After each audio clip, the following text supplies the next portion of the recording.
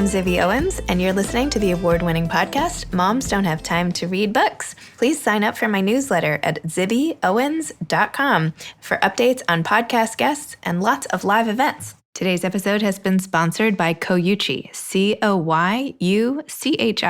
Koyuchi has been crafting the finest coastal-inspired organic bedding, sheets, towels, robes, and apparel and more for a clean, environmentally conscious home since 1991. They're trying to change the way people think about buying home textiles by providing transparency, product innovation, and practices that limit harm to the environment and the people that live in it. Their transparency is being open about the supply chain, their fibers, their chemistry, and their safeties. They're really product innovators, and they're committed to organic, regenerative, and circular initiatives with the planet and the people in mind. They see themselves as disruptors in the way textiles are made and are activists for a cleaner and safer planet. And P.S., their pajamas are amazing, and they were so kind to give us 5 pairs of pajamas as giveaways, which we're doing on Instagram and everything else. So anyway, Koyuchi, you are the best. I love your jammies, and I'm sure everybody else will too. Thanks so much for being a sponsor.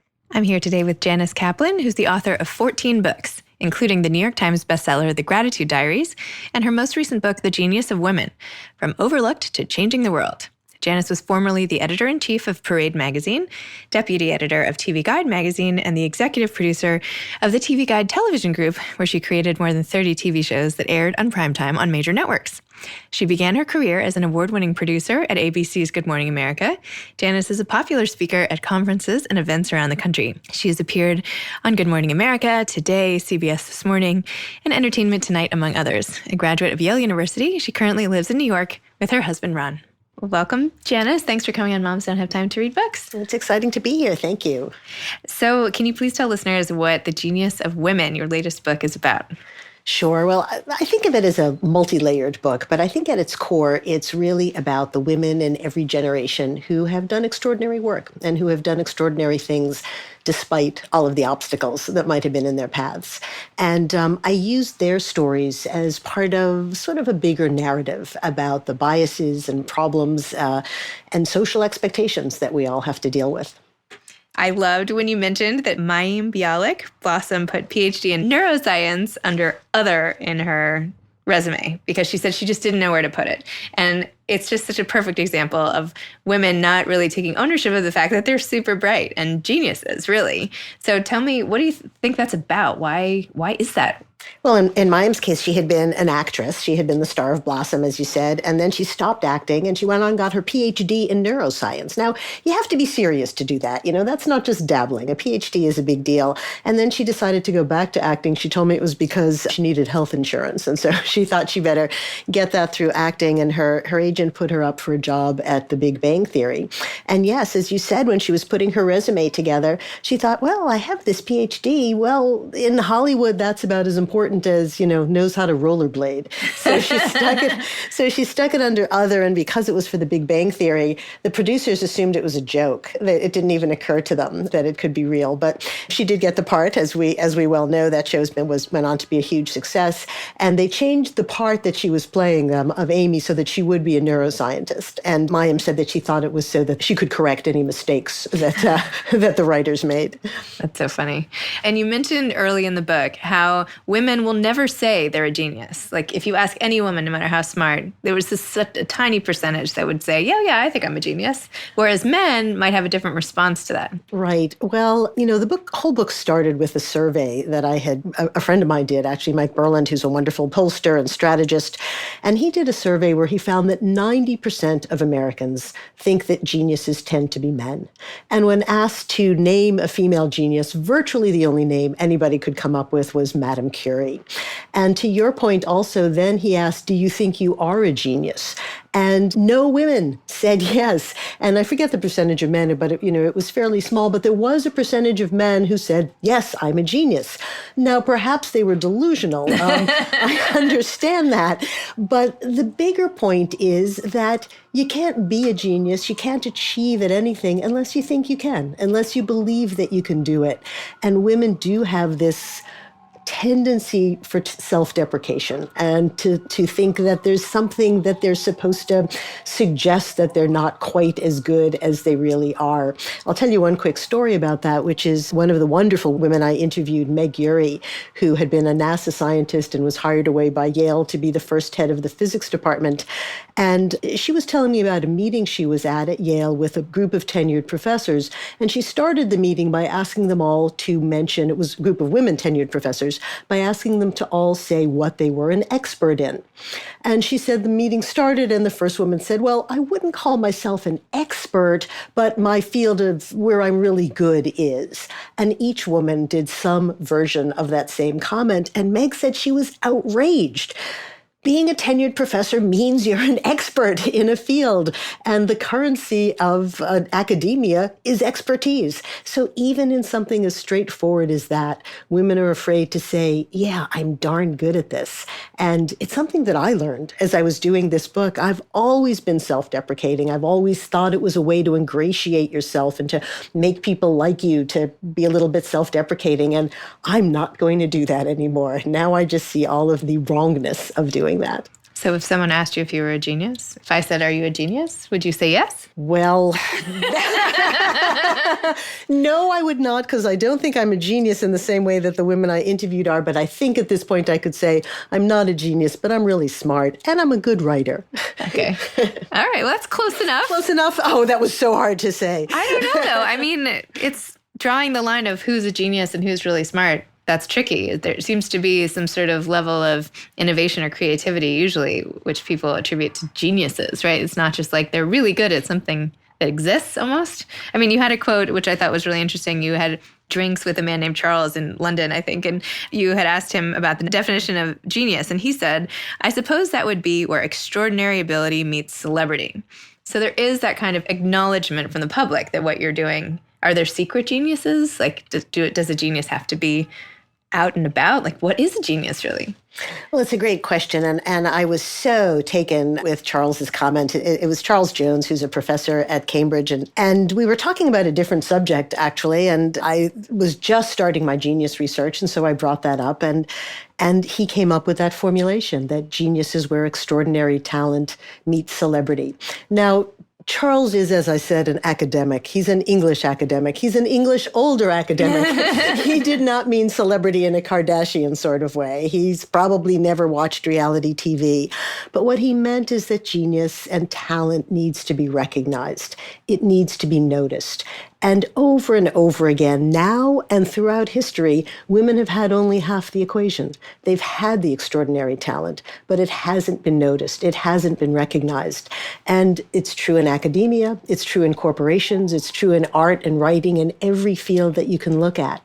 And one of the exciting things for me in doing this book was looking back at some of these women who did have this extraordinary talent and where it was wasted, sadly, in some, or where it was they were able to use it, but it wasn't recognized, where they didn't win the Nobel Prize that they should have, and only years later were they recognized. We know those stories historically. We've heard them, but we think they're not happening anymore, and they are. And that, perhaps to me, was the most surprising, to realize how easily we still push aside the achievements of women, not consciously, far less consciously than we once did, but it still happens. And why do you think? Just cultural biases and or just gender stereotypes? Why does it keep going on? And what can we really do about it? What do you think? Well, aside from writing books like that. I think it helps to draw attention to it, of course, but I think part of the problem is that women do it to themselves as much as men do it to us. And I have a line at the beginning where somebody says the patriarchy lives in us. And I think that's so true. We don't realize how deeply we buy into those stereotypes and those expectations. And we think that we're teaching our daughters to be so strong and powerful. But then there are so many other social messages that we're sending them that tells them to wear princess costumes and to carry their little mermaid backpacks and all of these things that put them in a corner that's really not going to allow them to flourish. And kids hear those messages so much more than they read the girl power t-shirt that they're wearing to accompany it. And what do you think? I mean, when you were a kid, you had a doctor tell you that you were too smart for your own good. Now, I think people have evolved. I like to believe people have evolved enough that nobody would say that to a child now. But what do you think? What did that comment do to you? Did that inspire you to, like, show them, or did it just make you want to retreat more? I completely didn't understand it at the time because up till then, I think I was about 9 years old. And up till then, the fact that I was a voracious reader and I was the smart kid in the class seemed like a great point of pride. I thought that was a good thing. But when the doctor said that to my mom, she just nodded. She got it, and it was one of those lines that I think rings in your head for forever. This is many years later. And as I was starting to write this book, that scene completely came back to me. So you're right. We don't tell girls that bluntly anymore. But I'm afraid that we tell it to them in 1,000 different ways. One of the women I interviewed was named Cynthia Brazil, and she's a roboticist at the MIT Media Lab, and she created the first social robot. And she had the wonderful line where she said, "We live in the age of 1,000 nudges." And so, no, we don't tell girls they can't be good in science, but you know what? If your daughter doesn't do so well in science, maybe it's okay. And you tell her, "Don't worry about it, honey. You're doing so well in drama." Whereas if a boy isn't doing well in science, you might say, "Well, should we get you a tutor, or should we work on this together, or how can we make this better?" It's those little nudges. It's those little excuses that we give girls that we don't give boys. And Cynthia's point was that in some ways that's harder to face. Because, if a doctor tells me you're too smart for your own good, I'm going to say, what does that mean? And that's ridiculous. And I like being smart, and that's okay. And if society doesn't want me to be smart, then darn it, I'm going to stand up for myself anyway. But if you're just nudging and nudging and nudging, you're not even aware of it. And I think that's the position that too many children, parents, and all of us are in right now. I think back to this one moment in high school. I went to a party with, I think we were in 10th grade, and there were some older boys there and whatever. And one friend, and we went to this, it's a very good school in the city, like they all are basically. And one of the girls who I was friends with was kind of acting a little ditzy, even though she was very bright. And one of the guys said, "We like smart girls too." And I thought that was so awesome. I don't know why it made me think of this, but that you don't have to, like, the whole let's be a damsel in distress thing, like, that does not fly anymore, even for the guys most of the time. Well, that's great. And one of the things I found was that one of the traits that genius women seem to have in common was that they had grown up overlooking gender, where gender was sort of not a part of their lives. Anne Wojcicki, who's the CEO of 23andMe, told me that she grew up on the Stanford campus. And so, she's described her neighbors as all being a bunch of misfits, and in a nice way. And she said that her friends were all male and female, completely mixed. Her study groups in high school were boys and girls together, and it never occurred to her to think of herself in any different way. And I think that's so important, being able to have men and women, boys and girls, see each other as colleagues and friends. And she described getting to college and meeting some guy who made some comment to her about being a woman, or that you can't do that because you're a woman. And she said she sort of looked at him as like a sociological species that she should be studying, like, "Oh, you're one of those people who thinks that there's a difference." So yes, I think if we're able to do that, and if it's a great gift that we can give our children. And there was one thing you said at the end about believing in yourself. You said beyond genes and chromosomes and DNA profiles, beyond parents and mentors and teachers, the secret to letting genius flourish seemed to be a powerful belief in your own ability. So that seemed to be your conclusion from the book. Believe in yourself, put yourself forward, go get it. Go get him, right? Is that I know it's overly simplistic from your years of research and all the rest, but that was one of the main takeaways for me, is just if you believe in yourself, you can do so much more. I think that is a main takeaway. And I would temper it only to say that there are structural issues in the society that need to be changed, and we all recognize those, and they do need to be changed. But right now, you only have your own life that you can deal with.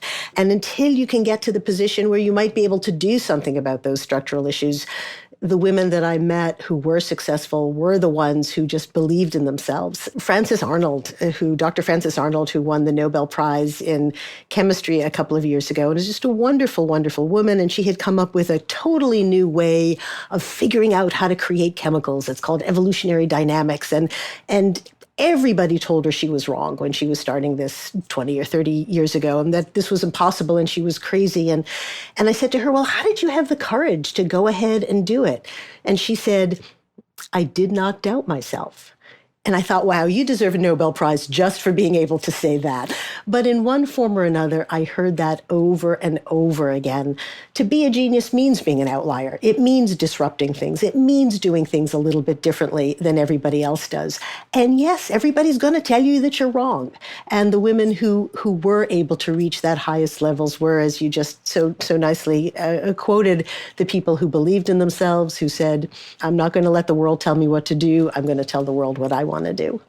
Well, that's helpful even as a parent, messaging to like what you can tell your own daughters, right? I mean, absolutely. It's really important. I also loved the Gratitude Diaries, your previous book. There's one section I just wanted to talk about more. And you wrote an entire book called I'll See You Again about Jackie Hans, who lost tragically her 3 daughters in a car crash in the same day. And then you included a passage about her in the Gratitude Diaries because despite all of that, she seemed to find things that she felt lucky and grateful for and that enabled her to get out of bed. So I just wanted a little snippet about that whole experience of getting to know someone who has suffered sort of the most unspeakable loss you can think of and how they kind of rose from the ashes and were able to keep going because of gratitude. So I just wanted to hear a little bit about your experience with her. Sure. No, Jackie was amazing. And somebody actually at ABC who had been trying to get an interview with her had connected us. Jackie had not been doing any interviews, but she was starting to think she might want to write a book. And I met with her. We really, really liked each other. I spent a lot of time with her. She was the most vulnerable and fragile person you could imagine at that moment. And I decided I didn't want to do the book because I just didn't see how I could spend a number of months or a year reliving this horrible story. But it got to the point where there was so much interest in the story.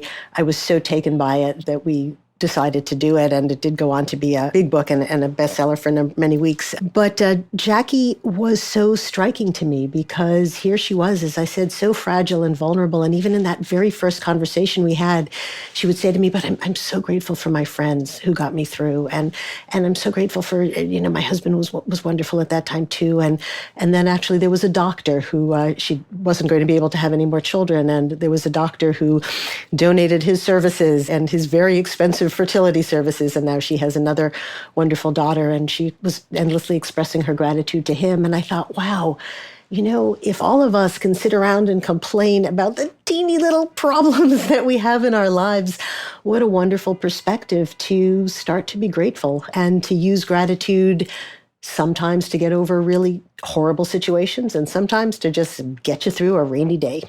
Like today. And you also talked about how gratitude helped even in your own marriage with your husband and how you would point out little things that he did and he would point out little things that you did. And it becomes this very productive cycle where all of a sudden you're complimenting each other. How did that affect your relationship? It affected it enormously. I was, in the course of writing this book, my plan was to be grateful for something different each month. Mm-hmm. And I was going to be grateful to my husband for the first month. That seemed to me like more than enough time to be grateful to my husband. But it did have such a great effect on our marriage and our relationship that it not only lasted for the whole year, it has continued. I mean, last night we were out at dinner and I stopped to tell him how, and it's true, he's been so wonderful in support of the Genius of Women and cares so much. And just to tell him how much his support means to me. And, he appropriately rolled his eyes and said, oh, pshaw. And I said, no, wait a minute, let me actually say it. And I think those moments matter, because we do tend to stop appreciating each other. We stop noticing each other. We're more likely to say thank you to the barista at the coffee shop than we are to our own spouse or the person that we're supposed to love the most. So it's not a question of being fake. It's not a question of making something up. It's a question of, you're with this person for a reason. Let them know why. And let yourself know why. Let yourself stop and appreciate. If the marriage is wrong, if there's nothing to appreciate, get out, change it. You have that option. But when you make a decision to do something, appreciate where you are and let the other person know that you do too. It also goes back to the whole golden rule, right? If you want somebody to appreciate you, you also need to appreciate them. Right. I feel like so many advice books talk about what we can do to get our spouses to pay attention to us or, have better communication or all of this. And really, a lot of it just starts with us, right? I mean, we have half the ownership of that.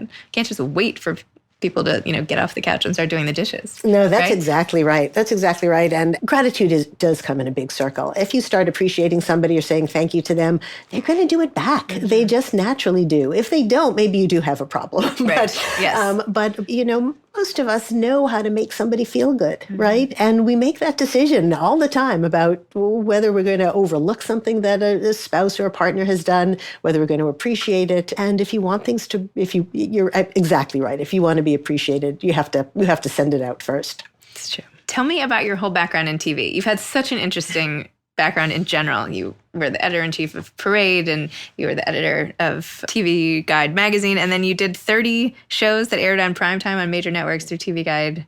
Tell me about that. That's so cool. That's just so cool. So what were some of the shows, and how did you originally want to be a writer? Did you want to be in TV? Like, how did your career evolve in the way it has? Yeah, well, my career, I did start very early. When I was in college, I was a columnist at 17, and then I was on CBS Radio as a reporter, but when I was still a senior in college. So I was ambitious early, and I wrote my first book, which actually was called Women in Sports. The year I graduated college, I had a fellowship to write that book. So in some ways, it's a nice circle back to be doing women's topics again. But I always was back and forth between television and magazines and writing.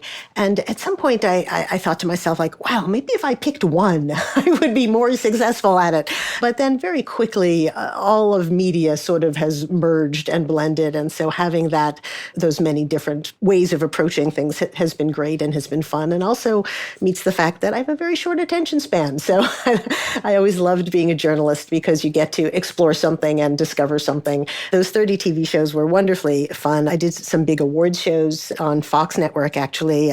I did some music specials on ABC. I did shows on VH1. I did a food series on Food Network. So it was a big variety of shows, and just a lot of fun to create the shows and come up with new things to do. And the best was the awards show, because I got to borrow some really gorgeous dresses and jewelry to walk down the red carpet. So, and I had little kids at the time, so you didn't get to do that a lot.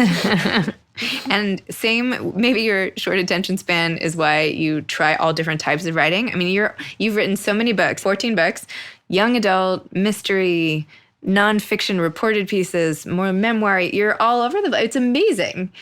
How do you keep coming up with all these ideas, and what leads you from book to book to book? Well, I did fiction early on. Most of my career was fiction. And then after I left as editor-in-chief of Parade, I started doing nonfiction. And I've just loved doing the nonfiction and the journalism because I'm curious about things. And so the last few books I've done tend to start with a question. With Gratitude, it was, what would happen if I spent a year living gratefully? Could I really change the way I feel about the world? And with Genius, it was, why do we not consider women geniuses? What's going on here? And so that allows me to explore, to interview people, to travel. And I try to take my readers along with me when I'm doing that. I don't just give quotes about an interview. I usually take you into the room with me, and you get to meet the person with me and see how we're all talking together. So that's just been a lot of fun, and I love writing. It's what I've always done. It's sort of my hobby as well as my career now. And where do you like to write? Do you like to write at home, or do you like to go out, or the office, or coffee shops? Like, what's your process like? Well, I write everywhere, but particularly when I'm doing a book like this one, I find that I'm thinking about it all night. So my husband, the good doctor, gets up and gets dressed, and he's gone from the house at 7:30 in the morning. And I usually take my laptop into bed at that point, and because I've been thinking about things and I want to get them down before I lose it. And then usually sometime around noon, I go, you better get out of bed. This is not a good look. And often I'll work at the Yale Club just to get out of the house and go somewhere. But I can write anywhere. I can write on trains, and I can write in coffee shops, and I can write in between meetings. And what's coming next for you? Do you have another book that you want to do after this? Any other big questions that are burning for answers? I've always known the next book I was going to do as soon as I finished the one I had, and I don't on this one. I care so deeply about this subject, and I think it's so important, and I look forward to getting to talk about this book extensively and to trying to develop it in further ways and to try to get this message out, because I think it's crucial to all of us right now, and I just really want to focus on this and try to get people try to get that celebrity side, or at least the attention side, to this work, because I think it's important. Do you have any advice to aspiring authors? Write. Write about what you love. Don't try to figure out what the market wants. Write about what you care about and what you're passionate about. If there's a small corner that you can explore, do it. And try to learn about the world. Try to go out and explore things. It's not just your experiences. There's a whole big world out there, and world of people to talk to and to discover, and go out and find what's important to you. Great. Well, thank you so much for coming on the show. Thank you. My pleasure. You've been listening to Moms Don't Have Time to Read Books with Zibby Owens. Please make sure to sign up for my newsletter at zibbyowens.com to get more updates about episodes like these, and also lots of live events. Thanks again to Kayuchi for sponsoring this episode of Moms Don't Have Time to Read Books. You can follow me on Instagram at Moms Don't Have Time to Read Books. Thanks so much to Steve and Ryan at Texture Sound for the sound editing. And thank you to Morning Moon Productions for providing this fantastic intro and outro music. Thanks for listening. You could always email me at zibby@zibbyowens.com.